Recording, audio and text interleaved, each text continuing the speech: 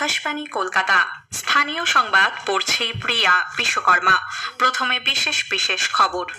প্রধানমন্ত্রী নরেন্দ্র মোদী বলেছেন, vocal for লোকালের ভাবনা বর্তমানে দেশবাসীর দৈনন্দিন জীবনের অঙ্গ হয়ে উঠেছে। আকাশবাণীতে মন কি বাত অনুষ্ঠানে আজ তিনি বলেন, খাদ্যশস্য উৎপাদনে ভারত ইতিহাস সৃষ্টি করেছে। বন্দে মাতরমের 150 বছর পূর্তি, অযোধ্যার রাম মন্দিরে ধর্মধ্বজা উত্তোলন এবং কুরুক্ষেত্রের জ্যোতিষ্বরে পাঞ্চজন্য স্মারকের উদ্বোধনের কথা আজকের মন কি বাতে স্মরণ করেন তিনি। নরেন্দ্র মোদী বলেছেন, ক্রীড়া ইতিহাসেও বিভিন্ন মাইল ফলক ছুঁয়েছে ভারত।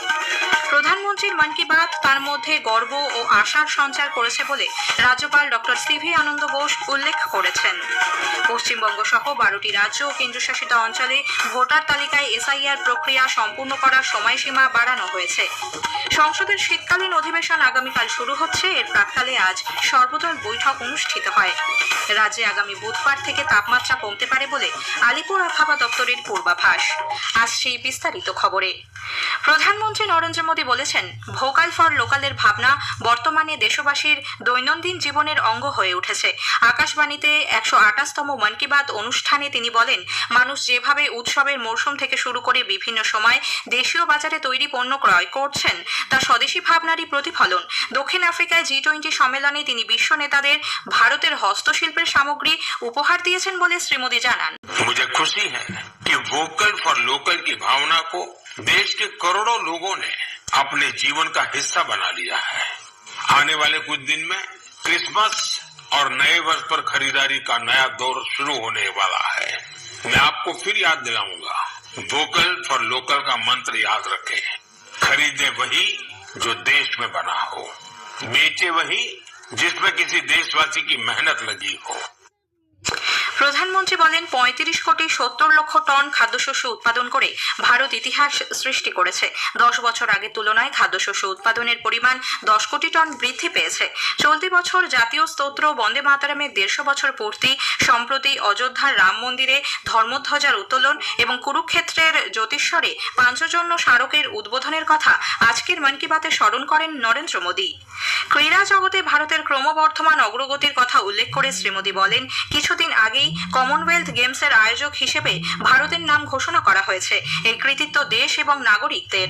টোকিওয়ে ডেফলিম্পিকে ভারত 20টি পদক জয় করেছে। ভারতীয় মহিলাদের কাবাডি বিশ্বকাপ জয়, বিশ্ব বক্সিং কাপের ফাইনালে ভারতীয় খেলোয়াড়দের অসাধারণ নৈপুণ্য সকলকে মুগ্ধ করেছে। দৃষ্টি প্রতিবন্ধী ক্রিকেট বিশ্বকাপে মহিলা দলের জয় ভারতের ক্রীড়া ইতিহাসে অন্যতম মাইল ফলক।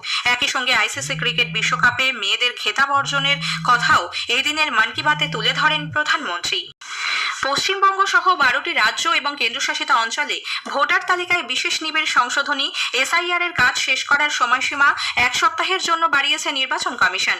আজ এক বিজ্ঞপ্তিতে কমিশন জানিয়েছে, এনিউমারেশন ফর্ম জমা নেওয়া ও ডিজিটাইজেশনের কাজ 4 ডিসেম্বরের পরিবর্তে 11 ডিসেম্বর পর্যন্ত চলবে। তার মধ্যেই সেরে ফেলতে হবে ভোট কেন্দ্রের পুনর্বিন্যাসের কাজ। খসড়া ভোটার তালিকা 9 ডিসেম্বরের পরিবর্তে প্রকাশিত হবে 16 ডিসেম্বর। এরপর সেই তালিকা সংক্রান্ত যাবতীয় অভিযোগ ও দাবি দাওয়া জানানো যাবে 2026-এর 15 জানুয়ারি পর্যন্ত। চূড়ান্ত ভোটার তালিকা প্রকাশিত হবে 14 ফেব্রুয়ারি। আগে এই সময়সীমা 7 ফেব্রুয়ারি নির্ধারিত ছিল। এদিকে এই সময়সীমা বৃদ্ধি তাদের যুক্তিকেই প্রমাণ করেছে বলে তৃণমূল কংগ্রেস দাবি করেছে। অন্যদিকে তৃণমূল কংগ্রেসের এই বক্তব্যের সমালোচনা করেছেন কেন্দ্রীয় প্রতিমন্ত্রী সুকান্ত মজুমদার। মমতা বন্দ্যোপাধ্যায় বলেছিলেন যে 2 বছর টাইম লাগে এসআইআর করতে।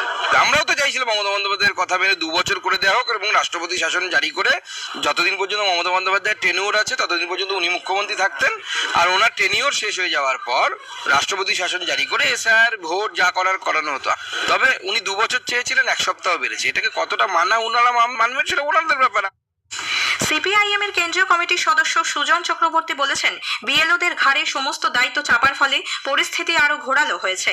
সময়সীমা বৃদ্ধির ফলে মূল সমস্যার আদৌ কোনো সমাধান হবে কিনা সেই প্রশ্ন তুলেছেন এসইউসিআই কমিউনিস্টের রাজ্য সম্পাদক চণ্ডীদাস ভট্টাচার্য। ভোটকর্মী ও বিএলও ঐক্যমঞ্চের সাধারণ সম্পাদক স্বপন মণ্ডল 1 সপ্তাহ সময়সীমা বাড়ানোর জন্য নির্বাচন কমিশনকে ধন্যবাদ জানিয়েছেন। এই সিদ্ধান্তকে আমরা স্বাগত জানাচ্ছি এবং আমরা মনে করি এতে কাজটা আরও ভালো হবে। বিএলওদের উপর যে একটা অমানবিক চাপ তৈরি হয়েছিল সেই চাপটা অনেকটা কমে যাবে, অনেকটা রিলিজ হয়ে যাবে তারা, এবং যে তারিখটা এক্সটেন্ড করা হয়েছে সেই 11 তারিখের মধ্যে কিন্তু আমাদের রাজ্যের কাজ সম্পূর্ণ হয়ে যাবে। এসআইআর এর কাজের জন্য রাজ্যের মুখ্য নির্বাচনী আধিকারিকের দপ্তরে নির্বাচন কমিশন নিযুক্ত আধিকারিক সৌম্যজিৎ ঘোষ এবং বিভোর আগরওয়াল আগামীকাল কলকাতায় আসছেন। এর আগে নির্বাচন কমিশন এক বিজ্ঞপ্তিতে জানায়, প্রধান সচিব পদমর্যাদার আধিকারিক বিসি পাত্র, সচিব পর্যায়ের আধিকারিক সৌম্যজিৎ ঘোষ এবং আন্ডার সেক্রেটারি বিভোর আগরওয়াল মুখ্য নির্বাচনী আধিকারিকের অধীনে কাজ করবেন।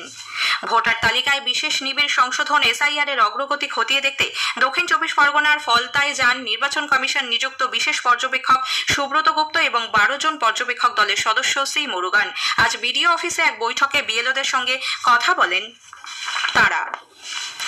এসআইআর এর কাজে নবনিযুক্ত রোল অবজারভারদের ভূমিকা নিয়ে প্রশ্ন ওঠায় নির্বাচন কমিশন এ ব্যাপারে স্পষ্ট ব্যাখ্যা দিয়েছে। কমিশন জানিয়েছে, রোল অবজারভাররা কোনোভাবেই কোনো নির্দেশ দিতে পারবেন না। তাদের কাজ কেবলমাত্র সম্পূর্ণ প্রক্রিয়াটি পর্যবেক্ষণ করা। যা কিছু নজরে পড়বে তা সিইও নির্বাচন কমিশনকে রিপোর্ট আকারে জানাতে হবে।